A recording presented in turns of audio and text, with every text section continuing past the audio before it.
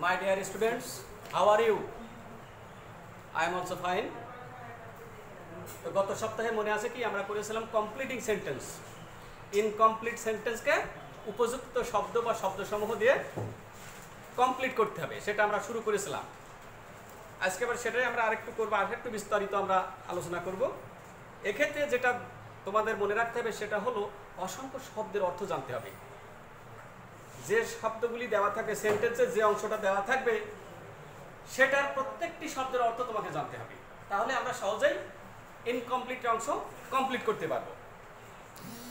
You have to know the Bengali meaning of every word of the incomplete sentence. এর অন্য কিছু নয়, উপযুক্ত শব্দ দিয়ে সেন্টেন্স পূর্ণাঙ্গ করো। আমরা উদাহরণ হিসেবে লিখতে পারি,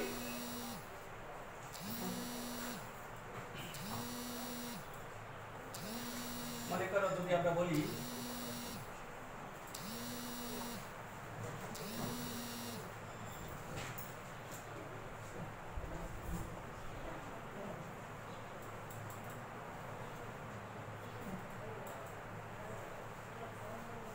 because of his being poor, এইটুকু দেওয়া থাকলো, বাকিটা তোমাকে কমপ্লিট করতে হবে। তাহলে because of his being poor এই অংশটুকুর অর্থ তোমাকে জানতে হবে, নইলে আমরা এর সাথে সামঞ্জস্যপূর্ণ বা রেলিভেন্ট শব্দ কি করে আমরা সেট করব। because of his being poor এই অংশটুকু সিম্পল সেন্টেন্সের নমুনা বহন করে। সে দরিদ্র হওয়ার কারণে, অর্থাৎ because of his being poor অর্থ সে দরিদ্র হওয়ার কারণে। তো দরিদ্র হওয়ার কারণে কি হয় বা কি হলো বা কি হলো না, এটাকে তোমাকে মনে মনে সেট করতে হবে। কি বলতে পারি আমরা? সে দরিদ্র হওয়ার কারণে যদি বলি, এক একজনের এক এক রকম হতে পারে। সে দরিদ্র হওয়ার কারণে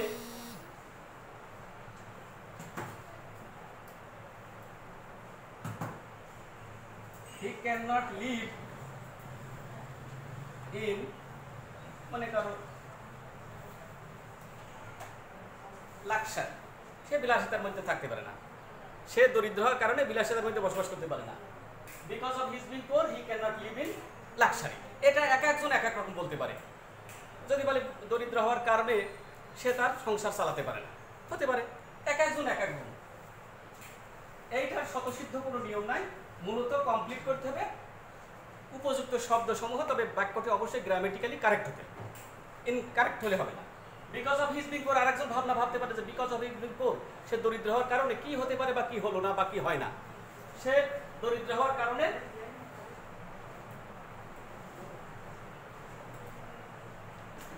he cannot maintain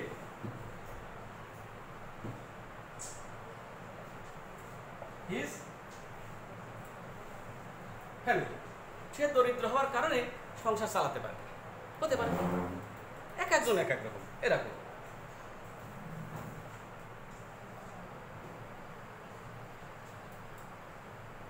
তারপরে বিভিন্ন গ্রামেটিক্যাল আইটেম জানতে হয়। তারপরে যদি বলি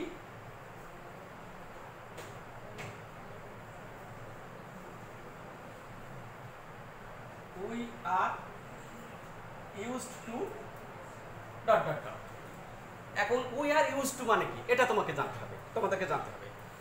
we are used to এটা কোন অর্থে ব্যবহার করা হয়? we are used to মানে আমরা কোনো কিছু করতে অভ্যস্ত, এবং এর পরে যে অংশটা যোগ হয় we are used to পরে যে কাজটি করতে অভ্যস্ত সেই ভার্বের সাথে আইএনজি যোগ হয়। কে মানে something is use to do something, to doing something. মূল ফরম্যাটটা হচ্ছে something is use to doing something, অর্থাৎ কেউ কোনো কিছু করতে অভ্যস্ত। তাহলে উই আর ইউজ টু আমরা কি করতে অভ্যস্ত, এক একজন এক এক রকম বলতে পারে।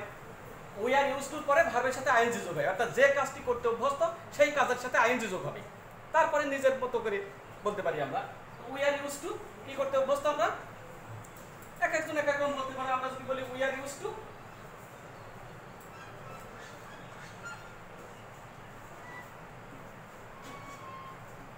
eating rice 3 times, এটাকে বলতে পারি আমরা 3 বেলা ভাত খেতে অভ্যস্ত। কেউ কোনো কিছু করতে অভ্যস্ত, তাহলে আমরা যদি বলি we are use to eating rice 3 Times, হতে পারে। We are use to eating rice 3 Times, হতে পারে। আরেকজন ভাবতে পারে উই আর ইউজ টু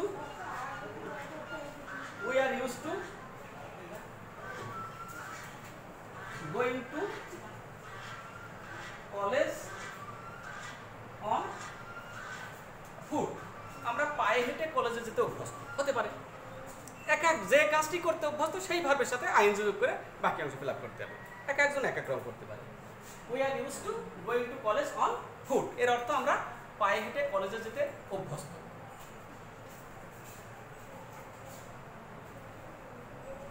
আর কি বলা যেতে পারে? বাংলায় বাক্যটা তোমাকে ভাবতে হবে বাংলায়, ইংরেজিতে তো আমরা অনুবাদ করব মাত্র, কিন্তু বাক্যটা তৈরি করতে হবে তোমাকে বাংলায়। উই আর ইউজ টু, আমরা কি করতে অভ্যস্ত? উই আর ইউজ টু, মনে করো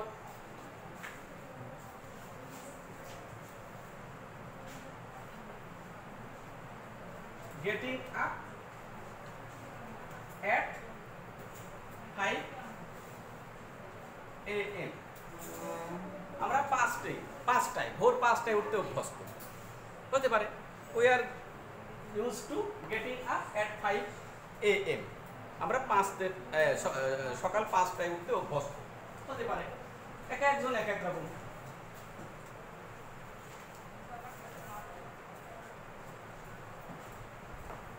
আর যদি বলি we use to,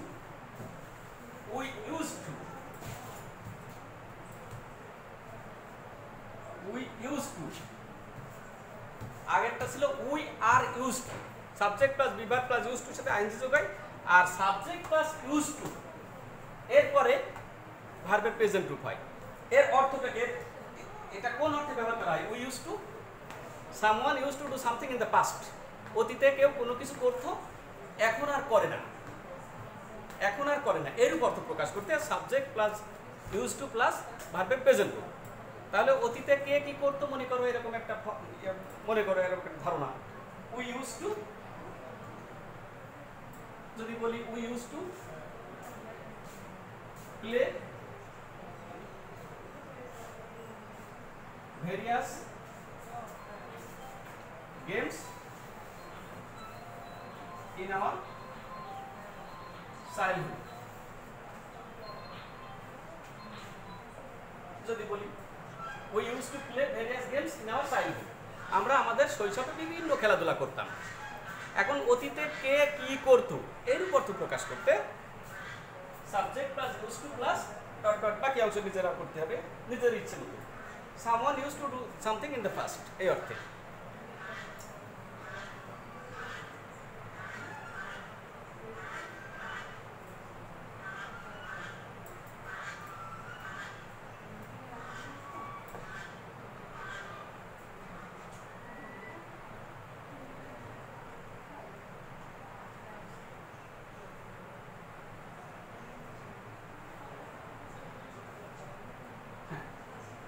There is no point in, এটা আছে দেওয়া আছে এই অংশ ডট ডট ডট ডট, কোনো কিছু করার যুক্তি নেই, এরূপ অর্থ প্রকাশ করতে সাধারণত there is no point in এরপরে ভার্বের সাথে আইএনজি যোগ হয়। যে কাজটি করবার যুক্তি নেই সেই কাজটির সাথে, অর্থাৎ সেই ভার্বের সাথে আইএনজি যোগ হবে, বাকিটা নিজের ভাষায় করতে হবে। there is no point in এই পর্যন্ত দেওয়া আছে, অর্থাৎ কোনো কিছু করার যুক্তি নেই। কি করার যুক্তি নেই সেটা তুমি ভাবতে হবে। there is no point in এটা বসবেই। এরপরে কি হতে পারে? there is no point in, আমরা বলতে পারি কি করার যুক্তি নেই,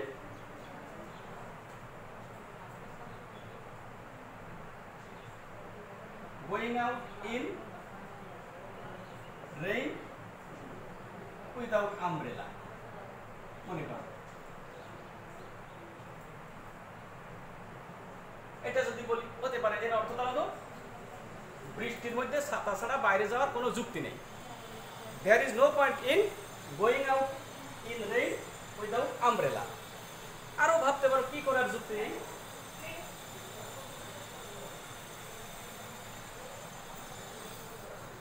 সহজ কথায় there is no point in এরপরে যে কাজটি করার যুক্তি নেই সেই কাজের সাথে, অর্থাৎ সেইভাবে সাথে আইন দিতে। there is no point in যদি বলো doing this work, মনে করো করার যুক্তি নেই। there is no point in doing this work, এই কাজটি করার যুক্তি নেই। এরকম অসংখ্য, যে তাই ভাববে there is no point in, যুক্তি নেই কি করার, সেই ভাবের সাথে আইএনজি যোগ হবে।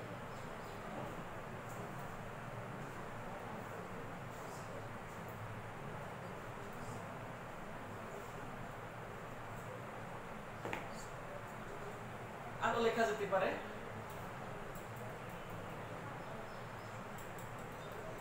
in spite of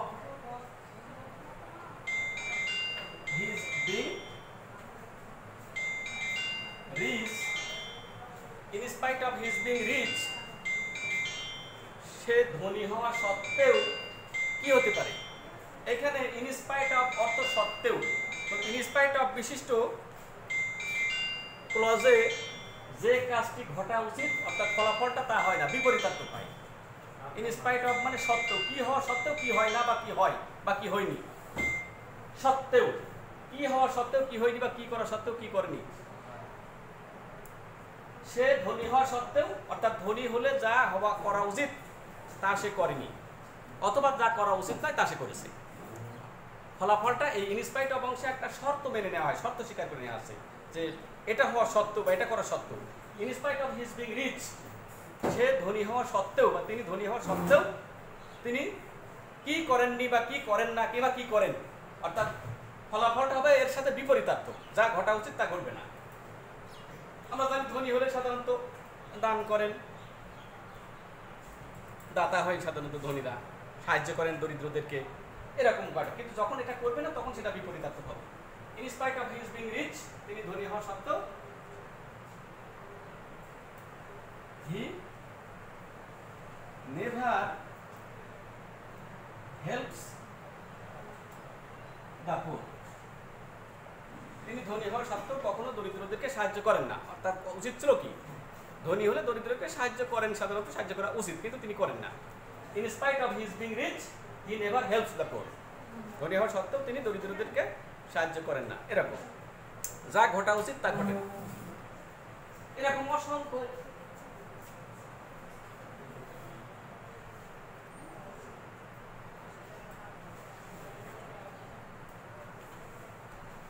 ইফ যুক্ত ক্লজ আছে। ইফ ইফ দিয়ে যদি বলি ইফ ইউ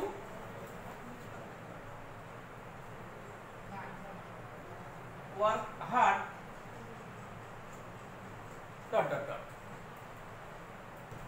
তুমি যদি কঠোর পরিশ্রম করো তাহলে কি কি হতে পারে বা কি হবে, ঠিক করতে হবে। তাহলে কঠোর পরিশ্রম করলে কি হয়, উন্নতি হয় সাধারণত। If you work hard you can prosper in life। এরকম মূলত যে অংশটা দেওয়া থাকবে সেই অংশের অর্থটা তোমাকে জানতে হবে, তাহলে খুব সহজে you can easily complete the sentence. Okay, thank you very much.